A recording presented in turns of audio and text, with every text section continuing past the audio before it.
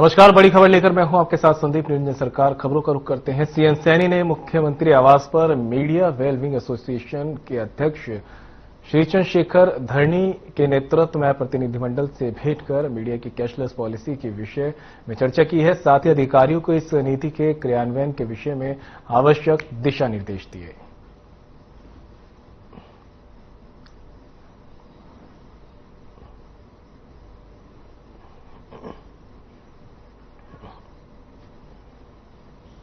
हरियाणा के ऊर्जा परिवहन एवं श्रम मंत्री अनिल विज ने आम आदमी पार्टी नेता गोपाल राय की खूब खरी की और आम आदमी पार्टी पर तंज कसते हुए कहा कि चींटी चली पहाड़ तोड़ने, जबकि आम आदमी पार्टी की यह फितरत है, जिससे तुरंत बाद तेजस्वी यादव पर पलटवार करते हुए कहा कि आरजेडी नेता तेजस्वी यादव के बयान पर तंज कसते हुए कहा है वक्फ बोर्ड का संसद में एक्ट पास हो गया है, ऑनलाइन साइट बन गई है और सब उस पर दर्ज हो रहा है। तेजस्वी यादव वक्फ बोर्ड को चुनौती नहीं दे रहे हैं, बल्कि वे संसद को चैलेंज कर रहे हैं, क्योंकि इन लोगों का देश की किसी भी संवैधानिक संस्था में विश्वास नहीं है। जबकि विधिवत नियमानुसार संसद में वक्फ बोर्ड का बिल पास हुआ है।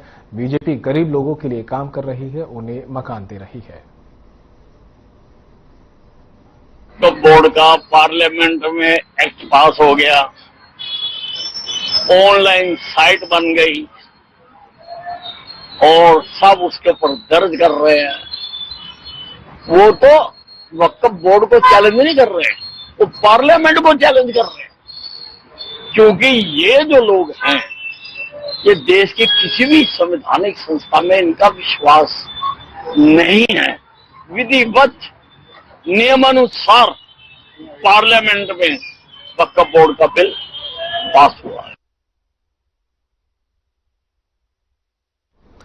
फरीदाबाद नगरपालिका कर्मचारी संघ हरियाणा के बैनर तले अपनी 18 सूत्रीय मांगों को लेकर सफाई कर्मचारियों ने शहरी स्थानीय निकाय मंत्री विपुल गोयल के कार्यालय पहुंच 18 सूत्रीय मांगों का ज्ञापन सौंपा। वहीं नगरपालिका कर्मचारी संघ के राज्य प्रधान नरेश शास्त्री ने बताया कि पूरे प्रदेश में ग्रामीण और शहरी क्षेत्र में सफाई कर्मचारियों की काफी कमी है। ऐसे में जल्द से जल्द सफाई कर्मचारियों की भर्ती कराई जाए। तो वहीं सफाई कर्मचारियों के वेतन को लेकर भी नरेश शास्त्री ने बताया कि जल्द से जल्द मुख्यमंत्री की घोषणा को भी धरातल पर उतारकर सफाई कर्मचारी को 2100 रुपए हर महीने वेतन बढ़ाकर दिया जाए, ताकि उनके परिवारों का गुजारा सही ढंग से हो सके। वहीं ज्ञापन लेने के बाद कैबिनेट मंत्री विपुल गोयल ने कहा कि जो भी नगर पालिका कर्मचारियों की मांग है, जल्द से जल्द उनकी मांगों को पूरा करने की कोशिश की जाएगी।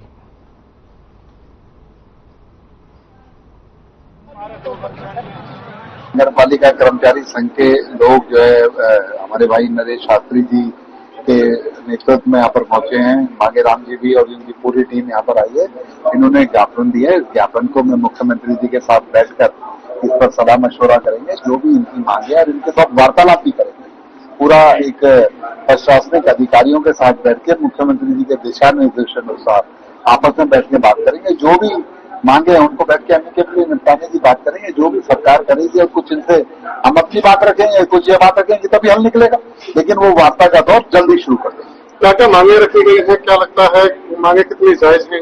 भाई मैं अभी नहीं कह सकता कितनी जायज है, क्या अभी तो देकर गए हैं। अभी तो 4 पेज का है, मैं पढ़ के भी कैसे बता दूंगा। लेकिन इस पर हम सब तरीके से संज्ञान लेंगे। मंत्री जी ने अभी आपके सामने आश्वासन दिया है कि वो बैठ करके हमारे मांग पत्र पर चर्चा करेंगे और मांगों का समाधान मुख्यमंत्री जी से बात करके निकालेंगे। जहां तक मांगों का सवाल है, आदरणीय मुख्यमंत्री जी ने सफाई कर्मचारियों का वेतन, गांव के सफाई कर्मचारियों का 26,000 और शहर के सफाई कर्मचारियों का 27,000 करने का एक घोषणा वाल्मीकि जयंती पर नवंबर 24 में की थी। लेकिन अब 2025 11 जून को संत शिरोमणि कबीरदास जयंती पर माननीय मुख्यमंत्री जी ने 2100 रुपया प्रति वर्ष बढ़ाने का ऐलान किया है। इस पर कहीं ना कहीं सरकार के सामने हमारा पक्ष पूरी तरीके से जानने में और समझने में कहीं कोई गैप है। 5 साल से हमारा वेतन नहीं बढ़ाया गया। 2019 से 24 तक न्यूनतम वेतन बढ़ाया जाता था। सफाई कर्मचारी सेमी स्किल्ड में आता है। अगर वो वेतन बढ़ाती सरकार तो आज हमारा वेतन 26,000 से ज्यादा होता है। आज देश के लोगों को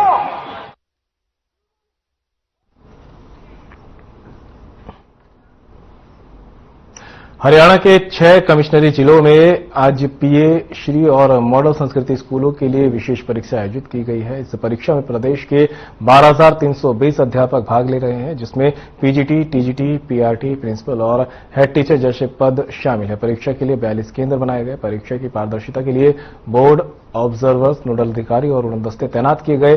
प्रश्न पत्रों को सुबह 4 बजे जीपीएस तकनीक से रवाना किया गया है। 55 साल से ऊपर के 88 उम्मीदवारों को नई ट्रांसफर नीति के तहत रोल नंबर दिए गए हैं। परीक्षा का परिणाम 5 जुलाई को घोषित होगा और सफल अभ्यर्थियों को प्रदेश के 218 मॉडल संस्कृति और 250 पीए श्री स्कूलों में तैनाती दी जाएगी। एस्टेट की परीक्षा की तारीखों में बदलाव की संभावना है, क्योंकि उन्हीं दिनों नीट परीक्षा भी है।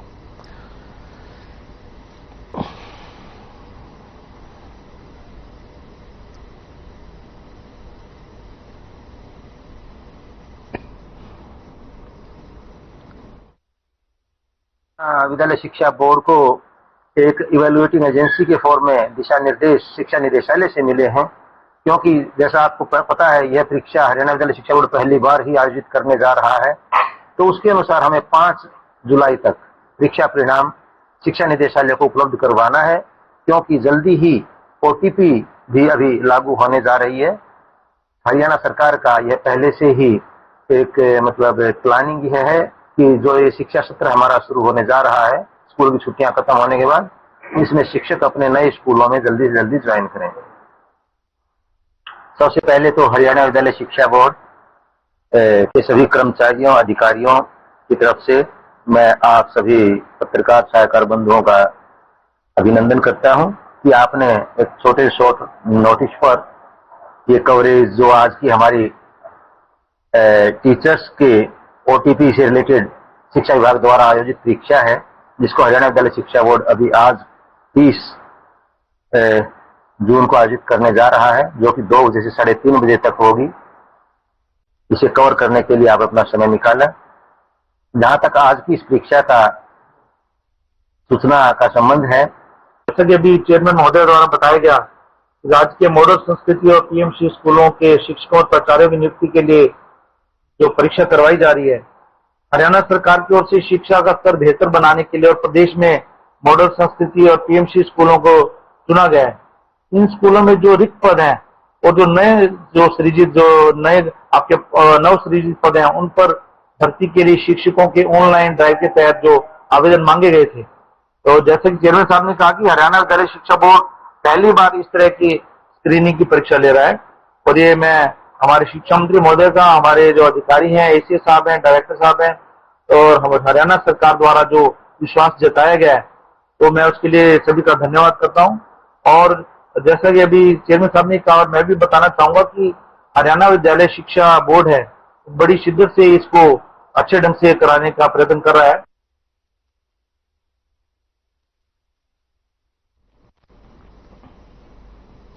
कैथल जिले में पुलिस पूछताछ के दौरान एक महिला को अस्पताल में भर्ती करना पड़ा।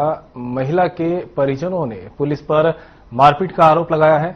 सीवन थाने में ये घटना सामने आई है। डॉक्टरों ने महिला को पीजीआई रेफर कर दिया है। जानकारी के अनुसार मामला एक नाबालिग लड़की से जुड़ा है। सीवन की रहने वाली ममता पर पड़ोस की नाबालिग लड़की को भगाने में मदद करने का आरोप है। पूछताछ के लिए पुलिस ममता को थाने ले गई थी, जिसके बाद महिला ने पुलिस पर प्रताड़ित करने का आरोप लगाया है। महिला के पति रोहतास ने बताया कि पुलिस ने उनकी पत्नी को बहुत प्रताड़ित किया है। मारपीट के बाद उन्हें निजी अस्पताल में भर्ती कराना पड़ा। डॉक्टरों ने चोटों को देखते हुए पीजीआई रेफर कर दिया है। महिला के जेठ के बेटे सचिन ने बताया कि एक महिला पुलिसकर्मी और 4 होमगार्ड उनकी चाची को घर ले गए थे। उन्होंने आरोप लगाया कि पूछताछ के दौरान क्रूरता से मारपीट की गई।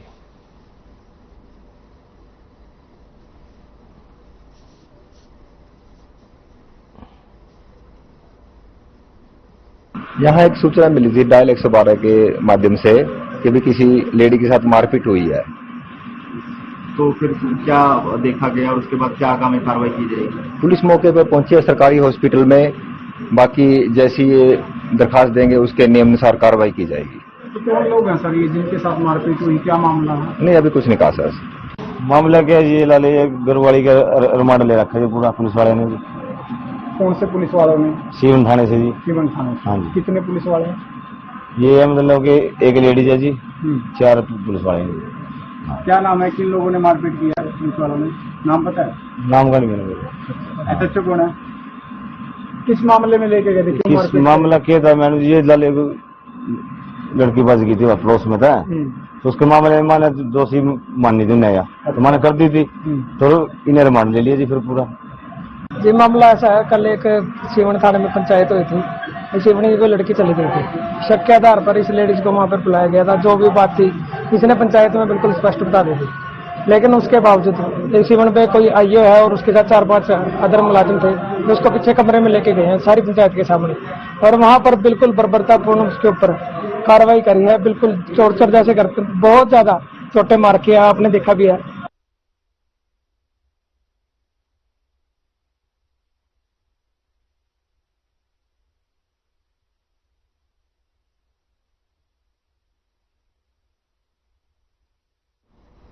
रतिया में पहली बारिश ने नगरपालिका की पोल खोल दी। सिर्फ आधे घंटे की बारिश में शहर जलमग्न हो गया। नगरपालिका के दफ्तर में ही 3 फीट तक पानी भर गया। 14 घंटे बीतने के बाद भी पानी नहीं निकाला जा सका।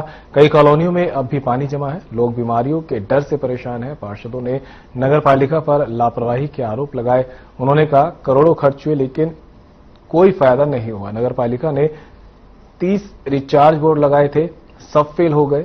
एसडीएम बोले पहले ही सफाई के आदेश दिए थे, अब बैठक होगी, जांच होगी और कार्रवाई की जाएगी।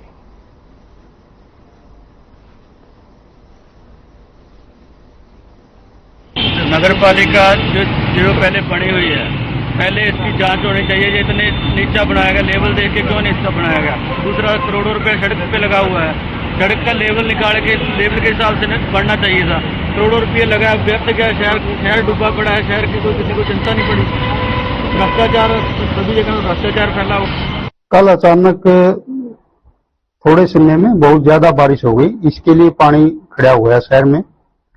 सफाई के लिए 2 बार मानसून मौसम को देखते हुए 2 बार मीटिंग हो चुकी है। सभी को निर्देश दिए गए थे कि भाई सभी अपने अपने क्षेत्र के जितने भी नाले हैं और हैं वो सफाई कर दें। अगर कहीं दिक्कत है, कोई नाला बंद है, तो कल फिर रिव्यू मीटिंग बुलाई जाएगी और सबसे प्रोग्रेस रिपोर्ट ली जाएगी कि किस किस का काम पेंडिंग है। अगर किसी का कोई काम पेंडिंग होगा तो उसको स्पष्टीकरण मांगा जाएगा। आप कह रहे हैं कि निकासी के प्रबंध क्या कर सकते हैं? जिनका घर ही डूबा पड़ा हो, क्या वो शहर को बचा सकते हैं? मतलब आप देख ही सकते हैं कि कितना पानी है। नगर पालिका के जितने दस्तावेज थे, लोगों के डॉक्यूमेंट थे, लोगों के कागज पत्र थे, जो भी लगे हुए हैं वो सारे के सारे डूब चुके हैं। अभी अंदर रूम में गए तो लैपटॉप वगैरह, कंप्यूटर वगैरह सब जो है वो सब डूब चुके हैं। और ये नगर पालिका जो अपनी सुरक्षा नहीं कर सकती। और दूसरी बात है कि जब भी बरसात होने से पहले, अंधेरी आने से पहले हम अपने घर को संभालते हैं। अभी संभालने का इसको कोई फायदा नहीं। घर को पहले संभाला जाता है, पहले देखा जाता है कि दरवाजे बंद करने, हमें पता है कि आए बार बाढ़ का चक्कर रहता है। नाली हमारी भर जाती है, नाली में पानी का स्तर बढ़ जाता है और नाली में हमारे शहर की निकासी के लिए 12 इंच की बोर बताई गई है और जिसके लिए बहुत बड़े बड़े मौके चाहिए होते हैं कि पानी निकल जाए। सबसे पहले बात आ जाती है कि पानी जाए कहाँ। लगभग पिछली योजना में भी बहुत सारे बोर खा गए लोग। अगर बोर बना दिए जाए, जैसे मेरे को लगता है कि 15 बोर अगर बना दिए जाए तो वो पानी नीचे चला जाए। 31 पहले बने हुए हैं, हमें तो कहीं नजर नहीं आए। और सबसे पहले मैं कल देख रहा था वार्ड नंबर 7 के पास, जीवन डेयरी के पास, वहां पर देखा कि इतना पानी है।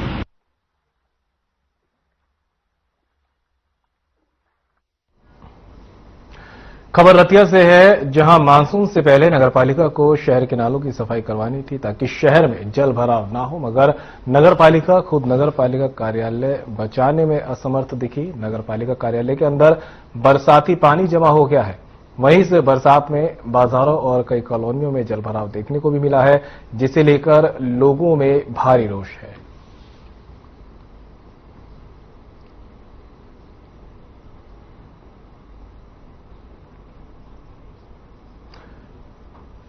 तो रतिया से आप तक खबर पहुंचा रहे हैं, जहां पर बारिश का कहर देखने को मिला है। जलभराव की स्थिति यहां पर देखी गई है। प्रशासन के सारे दावे फेल होते पहली बारिश में देखने को मिल गए हैं।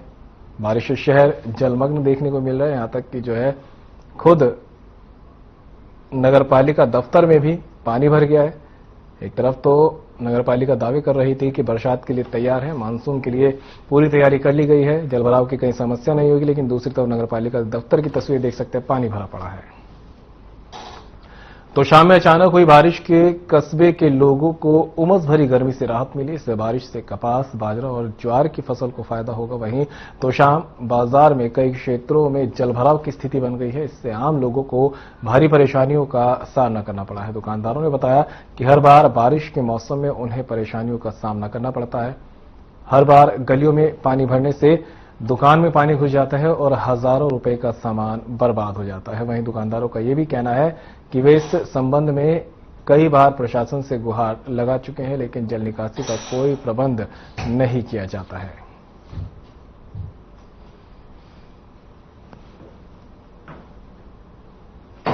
शासन से और स्थानीय नेता तो सब तक गुहार लगा चुके हैं। हाँ, इस पानी की निकासी नहीं हुई, साल हो गए 30 और ये हाल रहा तो हमारा काफी दुकानदारों का भारी नुकसान हुआ है।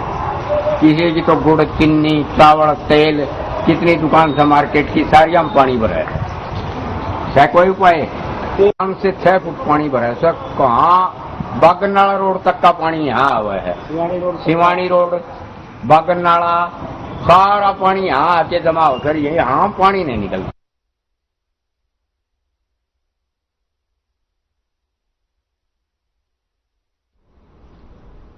फरीदाबाद पुलिस आयुक्त सत्येंद्र कुमार गुप्ता के मार्गदर्शन में फरीदाबाद पुलिस द्वारा अपराधियों पर लगातार कार्रवाई की जा रही है। इसी क्रम में थाना सेंट्रल और अपराध शाखा ऊंचा गांव की टीम ने संयुक्त कार्रवाई करते हुए 27 जून को पति द्वारा अपहृत महिला को मथुरा से बरामद किया।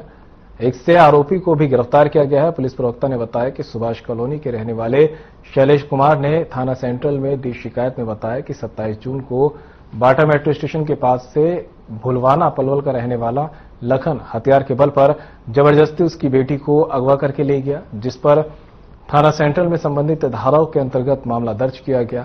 उन्होंने बताया कि जांच में पाया गया कि महिला और आरोपी पति पत्नी है, जिनका आपस में विवाद चल रहा है। दोनों अलग अलग रह रहे हैं और कोर्ट में भी तलाक का मामला चल रहा है।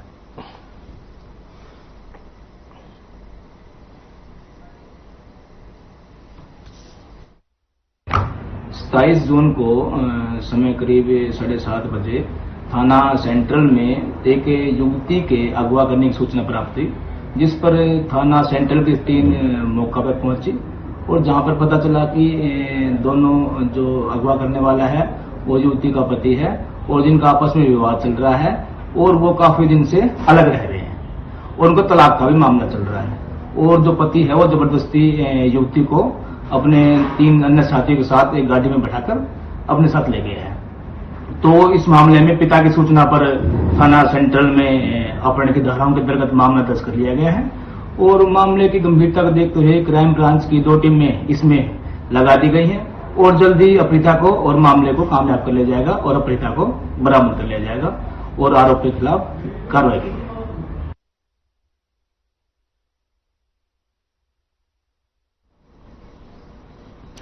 पल्ला थाना क्षेत्र में महिला एसआई सुनीता की बेटी सुरुचि द्वारा आत्महत्या किए जाने के मामले में पुलिस ने कार्रवाई की है। पुलिस ने डीएवी पब्लिक स्कूल की प्रधानाचार्य के खिलाफ आत्महत्या के लिए उकसाने का मामला दर्ज किया है। मृतका सुरुचि सेक्टर 30 स्थित पुलिस लाइन में रहती थी और वहीं के डीएवी स्कूल में 10वीं कक्षा की छात्रा थी। घटना बीते शनिवार की है, जब सुरुचि ने अपने घर में पंखे से फांसी लगाकर आत्महत्या कर ली। परिजनों का आरोप है कि परीक्षा में कम अंक आने पर स्कूल प्रधानाचार्य ने बच्ची को डांटा और बेवजह मानसिक तनाव दिया। परिजनों का यह भी कहना है कि अगर स्कूल का व्यवहार ठीक होता तो उनकी बेटी आज जिंदा होती।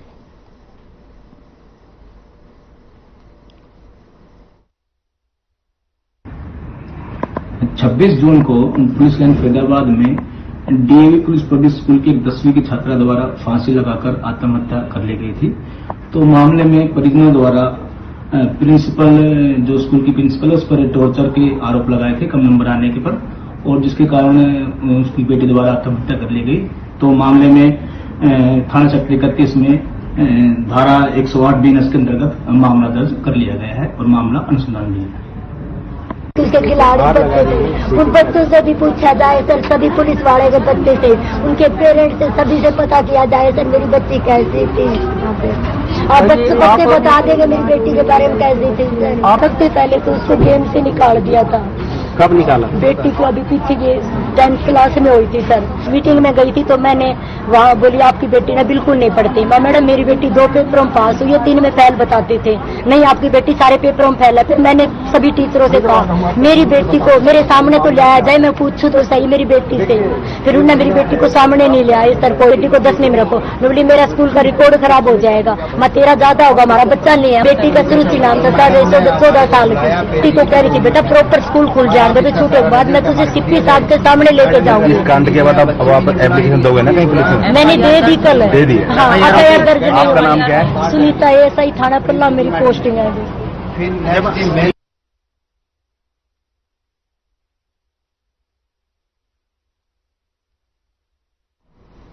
फरीदाबाद के मुजेसर थाना क्षेत्र में शनिवार शाम को एक बेहद दुखद घटना सामने आई है, जहां स्कूटी पर सवार 2 महिलाएं बिजली के तार की चपेट में आ गई। इस हादसे में एक महिला की इलाज के दौरान ही मौत हो गई, जबकि दूसरी महिला गंभीर हालत के चलते अस्पताल में भर्ती है। वहीं मृतक के परिवार ने बिजली विभाग पर आरोप लगाते हुए उन पर कड़ी कार्रवाई की मांग की है। हालांकि इस मामले में पीड़ित पक्ष ने पुलिस के पास शिकायत दर्ज करा दी है, लेकिन अभी तक पुलिस और बिजली विभाग के किसी अधिकारी की तरफ से कोई भी बयान सामने नहीं आया है।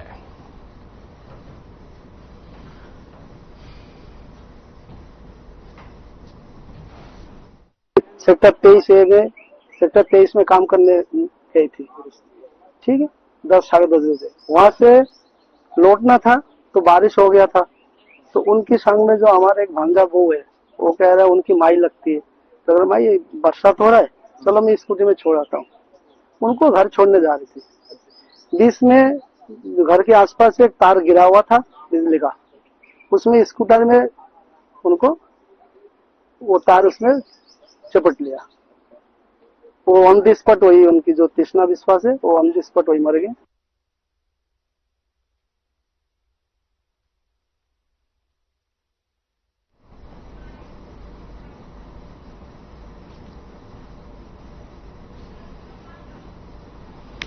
तो फरीदाबाद से आप तक खबर पहुंचा रहे, जहां पर स्कूटी सवार 2 महिलाएं करंट की चपेट में आ गई, जिनमें से एक की इलाज के दौरान मौत हो गई, जबकि दूसरी महिला अभी भी गंभीर हालत में अस्पताल में उसका इलाज जारी है।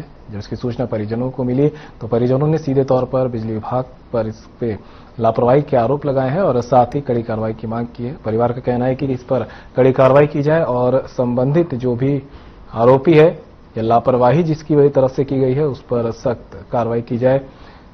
हालांकि अभी तक विभाग की तरफ से किसी तरह का कोई बयान इस मामले में सामने नहीं आया। तस्वीरें देख सकते हैं किस तरह से जो है ये फरीदाबाद की तस्वीर आपके सामने। बिजली विभाग पर लापरवाही के आरोप लगाए गए हैं। 2 स्कूटी सवार महिलाएं करंट की चपेट में आ गई थी। इलाज के दौरान उनमें से एक की मौत हो गई थी, जबकि एक का इलाज अस्पताल में जारी है।